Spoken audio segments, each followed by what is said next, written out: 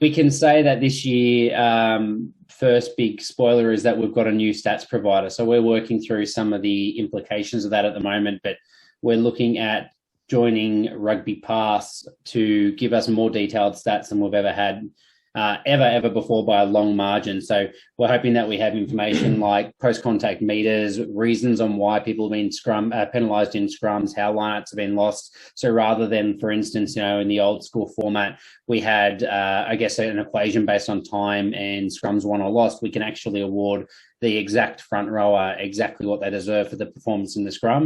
And if a number 7 breakaway, being the pest that they are, like of course yourself, if they break off early and scrum and get penalised, then the front row is not going to they're not going to suffer for giving away a penalty in a scrum, which historically they would have as well. Another one that I'm excited about, especially with the 2 new sides this year, is dominant tackles. So, I mean, there's a soft tackle does not deserve, a dominant tackle behind the gain line. They do not deserve the same amount of points. Yeah. So we're really going to separate players, who are involved in the game and make bigger impacts than, any other comp that you've been involved in before.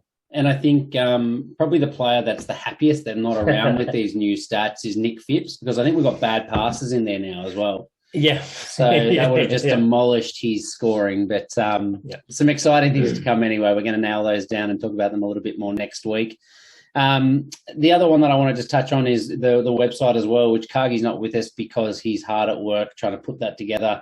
I know he's got some plans just to make sure that finally this year we can replace all the offline kind of spreadsheets and things, and everything runs online as a basic platform, which will be very exciting. And that'll be putting team lists together, matchups, tables, scores, all that kind of stuff all in one place. Yep. And he's also hard at work to try and make sure we got a website that shows the more detailed stats in a way that's, I guess, presented nowhere else. So we've got a pretty unique thing coming there, which is very exciting. Yep.